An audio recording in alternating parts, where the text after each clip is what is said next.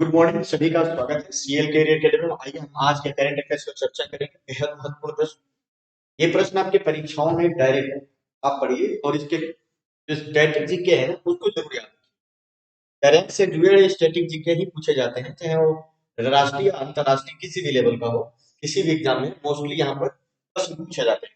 चलिए आज का हमारा पहला प्रश्न है और पहला प्रश्न जो है एक उत्सव से है। उत्सव, लोक नृत्य, लोक डांस, क्लासिकल डांस, इन सबसे प्रश्न एसएससी की परीक्षाओं में खूब पूछा जा रहा है। अन्य एग्जाम की परीक्षाओं में पूछे जा रहे हैं। चलिए ये प्रश्न देखिए। विश्व का सबसे बड़ा ओपन एयर थिएटर उत्सव जिसको कहते हैं धनु यात्रा किस राज्य में मनाया जाता है? धनु यात्रा किस राज्य में मनाया जाता है? ये बात ध्यान रखिए। बेहद महत्वपूर्ण प्रश्न आप लोगों के लिए होगा। और यहाँ पे जो कहते हैं ना सबसे बड़ा ओपन एयर थिएटर उत्सव जिसका नाम है धनु यात्रा, पूछा जा रहा है किस राज्य में मनाया जाता है? किस राज्य में मनाया जाता है ये पूछा जा रहा है। आप देखेंगे इसका जो सही जवाब हो जाएगा बी, उड़ीसा। उड़ीसा में इस धनु यात्रा को मनाया जाता है। इस बार 2 साल के अंतराल के बाद मनाया गया। 2 साल के 2 साल के अंतराल के बाद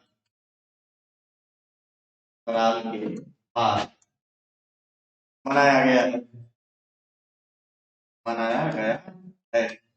कारण है कि कोरोना कारण जो है इसका यह यात्रा जो है मनाया नहीं जा रहा। तो 2 साल के अंतराल के बाद इसको पुनः मनाया जा रहा है। मनाया तो प्रतिवर्ष जाता है, धनु यात्रा प्रतिवर्ष मनाया जाता है। यह प्रतिवर्ष मनाया जाता है, लेकिन कोरोना कारण मनाया नहीं जा रहा, मनाया जाता है ना। अब इसका इतिहास क्या है, क्यों मनाया जाता है धनु यात्रा, है ना, उड़ीसा में? तो उड़ीसा में इसलिए मनाया जाता है, उड़ीसा के बरगढ़ में यह मनाया 27 दिसंबर से 6 जनवरी तक आयोजन हुआ था। उड़ीसा के बरगढ़ बरगढ़ में 27 दिसंबर से 6 जनवरी तक मनाया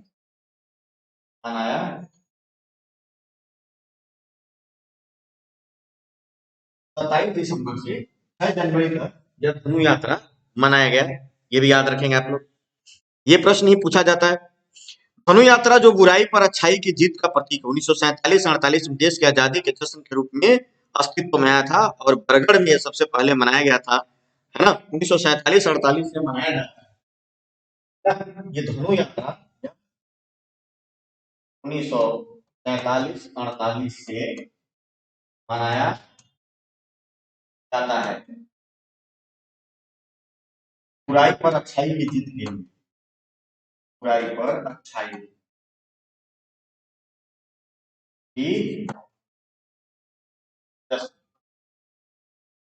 जीत के जश्न के रूप में इसको मनाया जाता है। जब स्वतंत्रता के जो भारत की आजादी मिली थी, इस समय बुराई पर अच्छाई की जीत के रूप में मनाया जाता है।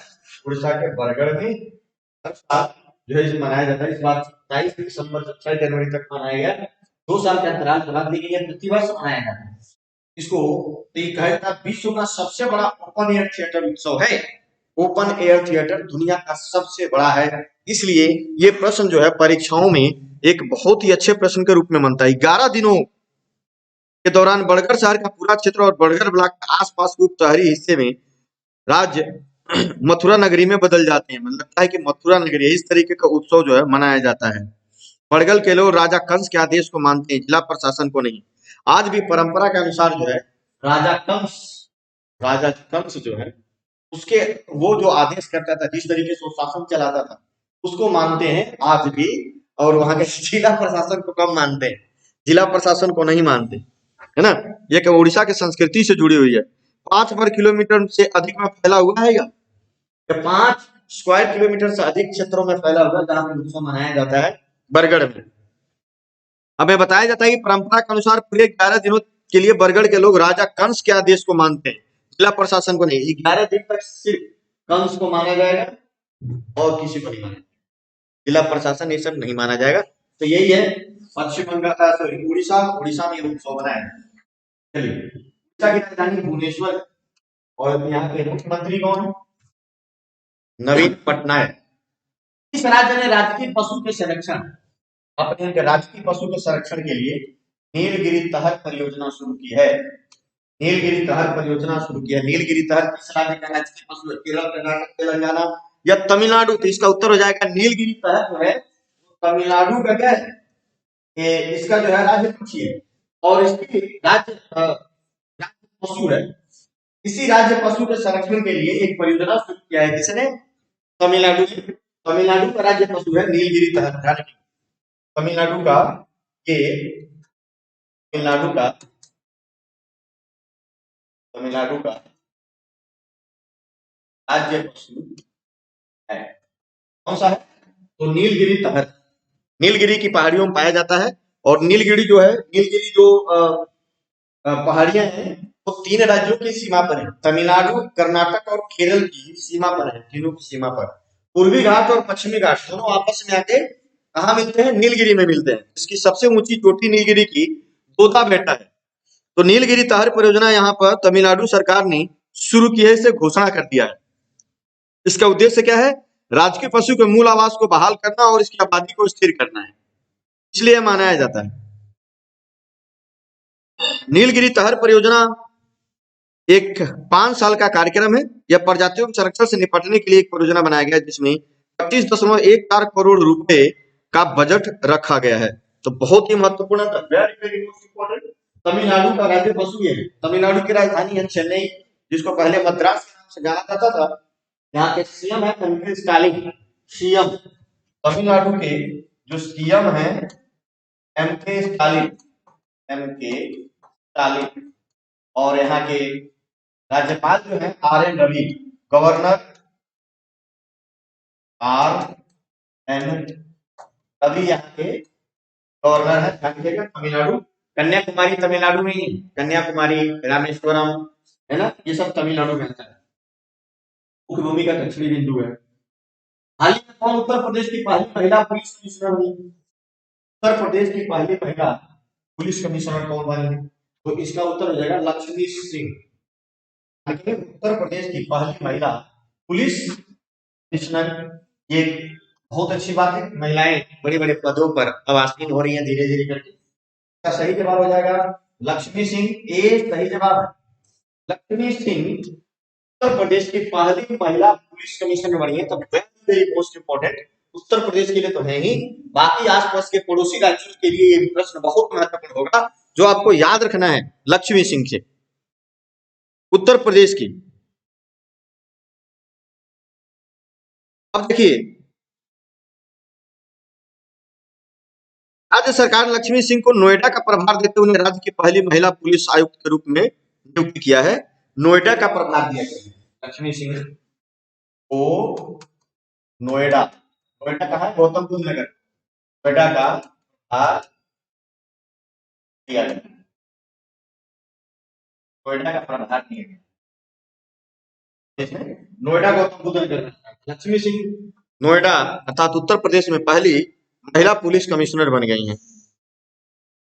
उत्तर प्रदेश गौतम बुद्ध नगर में पुलिस कमिश्नर पर लक्ष्मी सिंह को तैनात कर दिया गया, क्योंकि इस पद पर पहुंचने वाली वे पहली महिला अधिकारी बनी। इन्होंने आलोक सिंह का स्थान लिया है। किसका स्थान लिया? लक्ष्मी सिंह ने आलोक सिंह का स्थान लिया। आलोक सिंह का स्थान लिया है। तो पहले आलोक सिंह थे, अब लक्ष्मी सिंह आ गई है। तो इस तरीके से पहली महिला पुलिस कमिश्नर बनी जो इस पद पर पहुंची। Very very most important. अगला देखिए, अगला और इंपॉर्टेंट। हाल ही में कहां पर दूसरे सबसे लंबे केबल, दूसरे सबसे लंबे केबल वाले 8 लेन जुआरी ब्रिज, 8 लेन का ब्रिज है। ब्रिज मतलब पुल। 8 लेन का ब्रिज जिसका जुआरी ब्रिज का है, उसका उद्घाटन किया गया। कहां पर किया गया है? जुआरी ब्रिज, जिसका जो 8 लेन का है। तो इसका जो सही जवाब हो जाएगा गोवा।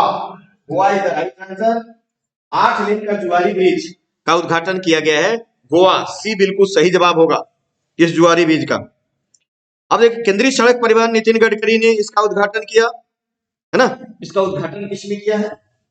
इसका उद्घाटन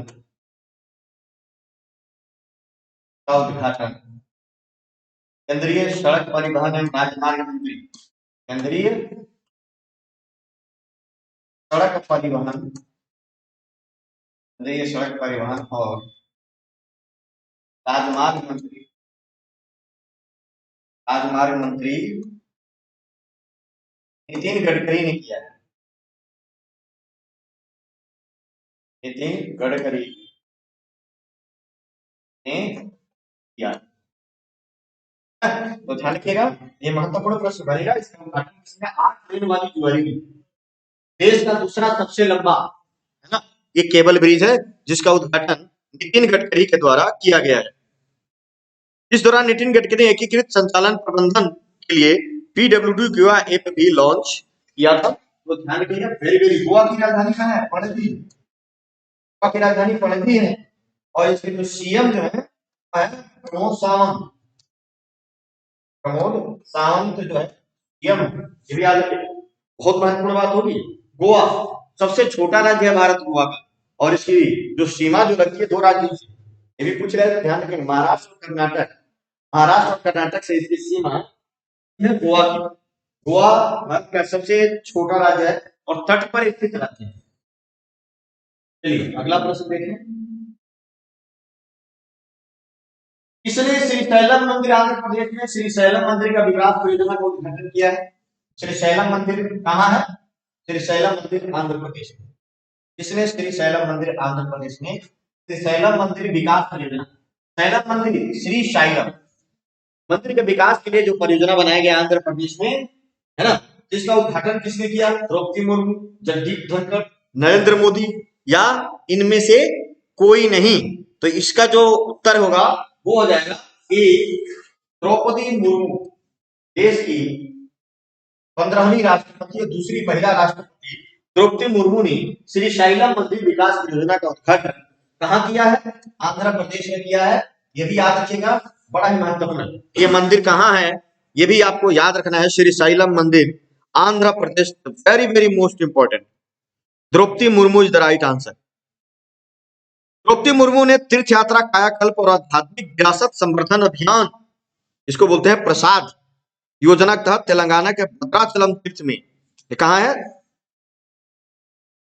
योजना के तहत भद्राचलम तीर्थ में श्रीशैलम मंदिर के विकास के लिए परियोजना की आधारशिला रखी है। ये भी याद रखना है। राष्ट्रपति ने प्रसाद के तहत तीर्थ स्थलों के विकास के माध्यम आध्यात्मिक और सांस्कृतिक पर्यटन को बढ़ावा देने के लिए पर्यटन मंत्रालय की सराहना की और उन्होंने कहा कि भद्राचलम मंदिर में श्रद्धालुओं को और बेहतर सुविधा प्रदान करने के लिए तीर्थ कायाकल्प आध्यात्मिक विरासत संवर्धन परियोजना भी किया गया है। प्रसाद ने standing for pilgrimage rejuvenation and spiritual augmentation drive, तो इस तरह से श्रीशैलम मंदिर डेवलपमेंट ऑफ श्रीशैलम टेम्पल परियोजना का उद्घाटन किया गया है। प्रसाद योजना के तहत किया गया है। इसमें प्रसाद योजना के तहत किया जा रहा है। प्रसाद योजना आंध्र प्रदेश, तेलंगाना, है ना, प्रसाद योजना के तहत आप कह सकते हैं कि प्रसाद योजना जो है इन्हीं सब चीजों के विकास के लिए किया गया है, जो सांस्कृतिक विरासत है। तो द्रौपदी मुर्मू ने इस परियोजना का उद्घाटन किया। अंतरराष्ट्रीय लूसोफोन महोत्सव 2022 कहाँ आयोजित किया गया है? इस तरीके के महोत्सव, देखिए महोत्सव उत्सव क्या नाम है? अंतरराष्ट्रीय लेवल का लूसोफोन महोत्सव 2022 कहाँ आयोजित किया गया है? असम, त्रिपुरा, गोवा या मणिपुर? तो इसका जो सही जवाब हो जाएगा Goa. Goa is the right answer. तो सही जवाब होगा लूसोफोन महोत्सव गोवा में। वेरी वेरी मोस्ट इंपोर्टेंट, आप ये जरूर बात याद रखेंगे। लूसोफोन महोत्सव गोवा में 2022 में आयोजित किया गया है। विदेश मंत्रालय और भारतीय सांस्कृतिक संबंध परिषद और गोवा सरकार के साथ यह महोत्सव का आयोजन किया जा रहा है। विदेश मंत्रालय, भारतीय सांस्कृतिक संबंध परिषद, विदेश मंत्रालय, ध्यान रखेंगे, विदेश मंत्रालय, भारतीय विदेश मंत्रालय, भारतीय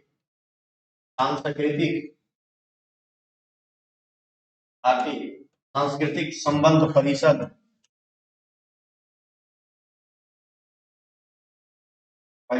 एवं गोवा सरकार आयोजन,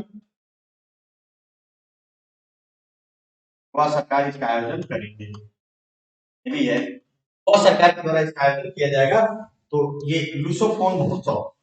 अब ये लुसोफोन महोत्सव है क्या, किस लिए मनाया जाता है? गोवा के मुख्यमंत्री ने इसका उद्घाटन किया। उद्घाटन किसने किया? उद्घाटन मुख्यमंत्री मुख्यमंत्री प्रमोद सावंत ने किया। प्रमोद सावंत गोवा के मुख्यमंत्री हैं, प्रमोद सावंत ने किया। एक प्रश्न यह होगा कि ये उत्सव का उद्घाटन किसने किया? ये लुसोफोन है कौन? एक प्रकार के पुर्तगाली, आप देखेंगे इनसे जुड़े हुए लुसोफोन वे लोग हैं जो मूल रूप से या दूसरी भाषा के रूप में पुर्तगाली बोलते हैं। लुसोफोन वे लोग हैं जो मूल रूप से या दूसरी भाषा के रूप में पुर्तगाली बोलते हैं। लुसोफोन वे लोग हैं, लुसोफोन वे लोग हैं तो मूल रूप से या दूसरी भाषा के रूप में, दूसरी भाषा के रूप में पुर्तगाली बोलते हैं, पुर्तगाली बोलते हैं। ये भी याद रखिएगा, इनको लुसोफोन कहा जाता है। और ये एक महोत्सव का आयोजन करते हैं गोवा में। आप देखेंगे कि पुर्तगाली जब आए थे 1510 में, इन्होंने पुर्तगालियों ने गोवा पर कब्जा किया और गोवा को अपनी सांस्कृतिक राजधानी बनाई थी। तो सबसे पहले पुर्तगाली यही पाए गए और इस तरीके से उनका एक सांस्कृतिक केंद्र है, यहाँ पे ज्यादा बसे हुए हैं और उनसे जुड़े हुए लोग भी हैं। काफी जो है इनोवेटेड स्टेट भी है भारत का। यह फेस्टिवल भारत को लुसोफोन की दुनिया से जोड़ने का प्रयास करता है। गोवा का लुसोफोन दुनिया का सबसे ऐतिहासिक समुद्र है जिसका पोषण ओरिएंटेड फाउंडेशन और कैमोस इंस्टीट्यूट जैसे पुर्तगाली सांस्कृतिक संस्थानों की उपस्थिति के माध्यम से किया गया, जो भारत में पुर्तगाली भाषा और संस्कृति को बढ़ावा देता है। तो भारत में पुर्तगाली भाषा और संस्कृति को ये क्या करता है, बढ़ावा देता है। ये चीज याद रखेंगे, यही है लुसोफोन महोत्सव, वेरी वेरी मोस्ट इंपॉर्टेंट। तो गोवा में मनाया जाता है कि पुर्तगाल जो यूरोपीय देश है उससे जुड़ा हुआ है। प्रश्न देखिए, भारत सरकार ने किस खेल को मल्टी स्पोर्ट्स इवेंट के हिस्से के रूप में मान्यता दी है? आप ये ध्यान रखिएगा, प्रश्न जरूर है, very very important, very very important है। कौन सा? मल्टी स्पोर्ट इवेंट के रूप में किस खेल को, किस खेल को मल्टी स्पोर्ट इवेंट के हिस्से के रूप में मान्यता दी है? तो इसका उत्तर हो जाएगा ई स्पोर्ट्स। ई स्पोर्ट्स का सही जवाब है ई स्पोर्ट्स, अर्थात ए इज द राइट आंसर। ये इज द राइट आंसर। अब ये क्या है आप देखेंगे, भारत सरकार ने आधिकारिक तौर पर बहुखेल आयोजन के एक भाग के रूप में ई स्पोर्ट्स अर्थात इलेक्ट्रॉनिक स्पोर्ट्स को मान्यता दी है। बहुखेल आयोजन के रूप में ई स्पोर्ट्स का मतलब होता है इलेक्ट्रॉनिक, इलेक्ट्रॉनिक स्पोर्ट्स, इलेक्ट्रॉनिक। अब इलेक्ट्रॉनिक स्पोर्ट्स से क्या मतलब है? मतलब इसका होता है कि जो ऑनलाइन जो गेमिंग होता है ना, उसको भी मान्यता दी है भारत सरकार ने, आधिकारिक तौर पर इनको मान्यता दे दी। युवा मामले खेल मंत्रालय के तहत खेल विभाग द्वारा इसका संचालन किया जाएगा। युवा मामले और खेल मंत्रालय के तहत, युवा मामले और खेल मंत्रालय के तहत, युवा मामले और खेल मंत्रालय के तहत, मंत्रालय के तहत इसको संचालित किया जाएगा, को संचालित किया जाएगा। याद रखना है। युवा मामले और खेल मंत्री कौन है? अनुराग ठाकुर है, युवा मामले और खेल मंत्री, और यही खेल मंत्रालय इसको क्या करेगा? नियंत्रित करेगा। ये भी याद रखना है। यह फैसला राष्ट्रपति द्रौपदी मुर्मू द्वारा संविधान के अनुच्छेद 77 के प्रावधान 3 में दिए गए अधिकारों का प्रयोग करते हुए ई स्पोर्ट्स से संबंधित नियमों में बदलाव के बाद किया गया है। अंतर्राष्ट्रीय ओलंपिक समिति भी खेलों को बढ़ावा दे रही है। इसी को देखते हुए जून 2023 में सिंगापुर में पहला ओलंपिक ई स्पोर्ट्स सप्ताह भी मनाया जाएगा। जून 2023 में सिंगापुर में, ये ध्यान रखिएगा, जून 2023 में सिंगापुर में, सिंगापुर में ई स्पोर्ट्स सप्ताह भी मनाया जाएगा, सप्ताह भी मनाया जाएगा, ई स्पोर्ट्स सप्ताह भी मनाया जाएगा। ये ध्यान रखिएगा, ये अपने आप में एक महत्वपूर्ण प्रश्न होगा। जून 2023 सिंगापुर में ई स्पोर्ट्स सप्ताह का आयोजन किया जाएगा। तो भारत में भी इलेक्ट्रॉनिक स्पोर्ट्स जो बहुत सारे गेमिंग होते हैं उसको जो है मान्यता दिया गया है। आप याद रखेंगे, ये प्रश्न जरूर पूछा जाएगा। E sports electronic sport online gaming का खेल है। इसका अनुभव पेशेवर खिलाड़ियों देखने के समान है। इसमें दर्शक वीडियो गेम को एक आभासी वातावरण में एक दूसरे के खिलाफ प्रतिस्पर्धा करते हुए देखते और खेलते हैं। यही है जो है, इसी को कहा जाता है e sports electronic sports. Bharat में अब आधिकारिक रूप से इसको मान्यता दे दिया गया है। ये सारी बातों को आप याद रखेंगे। इस आईआईटी ने Walton QS reimagine education award 2022 जीत लिया है। यह अवार्ड बहुत बड़ा अवार्ड है। हो सकता है कई लोग इसके बारे में ना जानते हो, लेकिन ये अवार्ड बहुत बड़ा जीत लिया है। IIT Delhi, IIT Kanpur, IIT Madras का आईआईटी बॉम्बे किसने जीता है? तो ये जीता आईआईटी मद्रास के द्वारा जीता गया है। ये बिल्कुल सही जवाब होगा, IIT Madras is the right answer का है। Walton QS reimagine education award 2022 को आईआईटी मद्रास के द्वारा जीता गया है। वेरी वेरी मोस्ट इंपोर्टेंट प्रश्न है, ये प्रश्न आपसे जरूर पूछा जाएगा। ये किस प्रकार का अवार्ड है? इसको शिक्षा का ऑस्कर कहा जाता है, ऑस्कर ऑफ द एजुकेशन कहा जाता है। इसको शिक्षा का ऑस्कर कहा जाता है, ऑस्कर पुरस्कार का ऑस्कर कहा जाता है। आप लोग शिक्षा का Oscar, Walton QS reimagine education award शिक्षा का ऑस्कर। सर्वश्रेष्ठ कार्यक्रम का पुरस्कार आईआईसी बेंगलुरु के साथ साझेदारी में आईआईटी मद्रास ने पाठ्यक्रम बीएड डाटा में सर्वश्रेष्ठ कार्यक्रम का पुरस्कार में सर्वश्रेष्ठ कार्यक्रम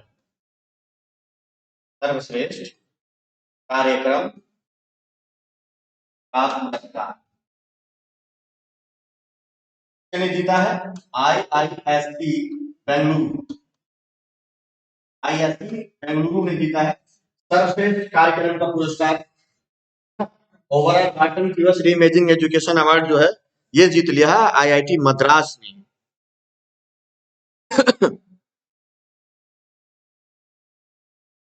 Walton QS reimagine education award शिक्षा में नवाचार और उत्कृष्टता को बढ़ावा देने वाले शिक्षकों, संस्थानों और संगठनों को उत्कृष्ट उपलब्धियों के लिए दिया जाता है।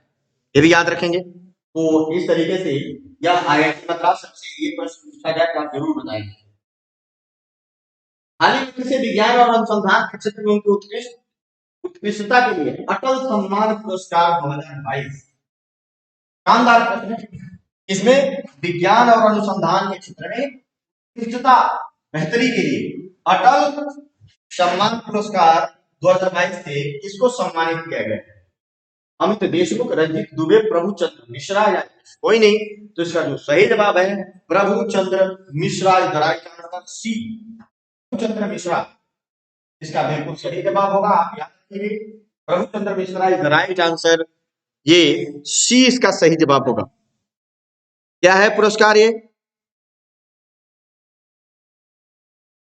विज्ञान और अनुसंधान के क्षेत्र में उत्कृष्टता के लिए अटल सम्मान पुरस्कार प्रभुचंद्र मिश्रा को दिया गया। पूर्व प्रधानमंत्री अटल बिहारी वाजपेयी के जन्म दिवस के उपलक्ष्य में विज्ञान भवन में यह पुरस्कार संगीतमय अटल गाथा का आयोजन किया गया। अटल बिहारी वाजपेयी के जन्म दिवस पर अटल बिहारी वाजपेयी के जन्म दिवस पर, क्या है क्या जन्म दिवस? 25 दिसंबर जो है अटल बिहारी वाजपेयी का जन्म दिवस सुशासन दिवस के रूप में मनाया जाता है। तो इसलिए यह पुरस्कार जो है उस दिन आयोजन किया गया। अटल सम्मान समारोह ट्रस्ट ने किया आयोजन, अटल सम्मान समारोह ट्रस्ट। आयोजक कौन था? आयोजक अटल सम्मान समारोह trust.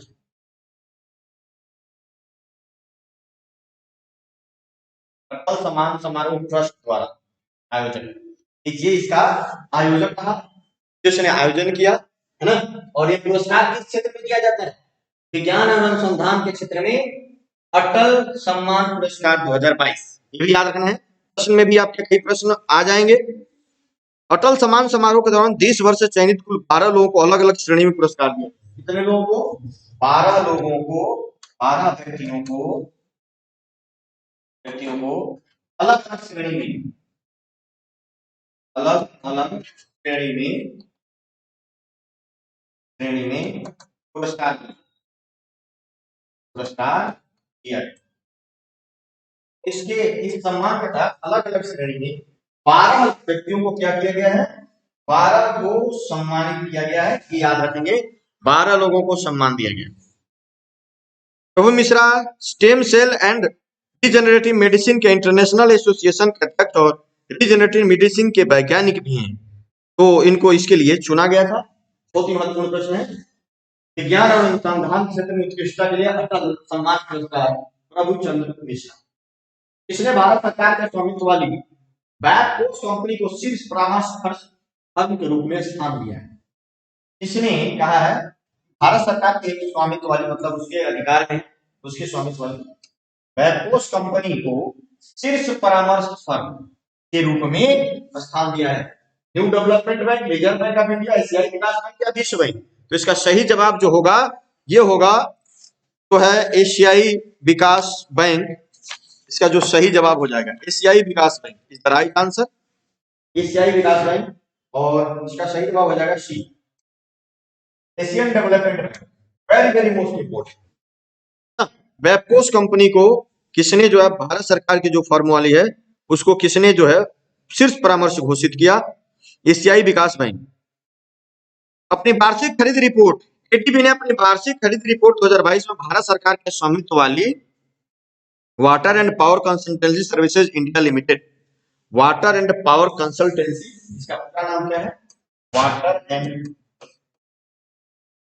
Power consultancy, water and power consultancy services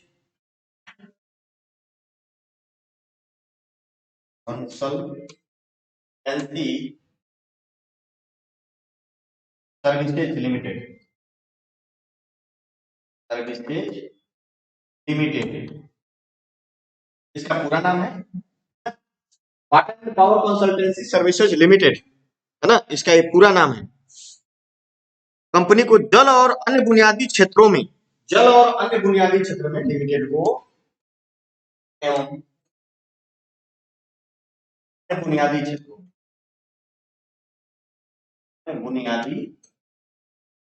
क्षेत्रों में परामर्श संगठन घोषित, इस परामर्श संस्थान घोषित किया गया, इन क्षेत्रों में जल और बुनियादी क्षेत्रों में, अन्य बुनियादी क्षेत्रों में सिर्फ परामर्श जो फर्म के रूप में घोषित कर दिया एशियन विकास बैंक ने बैबकोस कंपनी, जो भारत सरकार की स्वामित्व वाली है, भारत सरकार की कंपनी है, उसी के स्वामित्व में है। ये बात याद रखिएगा। साल 1979 में कंपनी का नाम water and power development consultancy services India limited से बदलकर water and power consultancy services limited कर दिया गया था।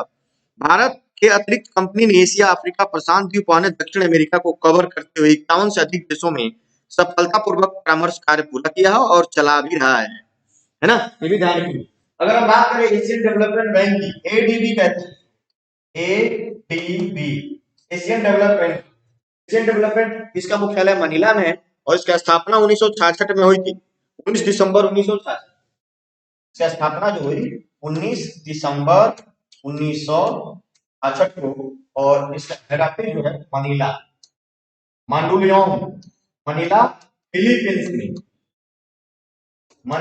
फिलीपींस में, इसका मुख्यालय है एडीबी, एशियाई डेवलपमेंट बैंक। और इसके अध्यक्ष मतात्सुगु असाकावा है, अध्यक्ष जो है मतात्सुगु असाकावा,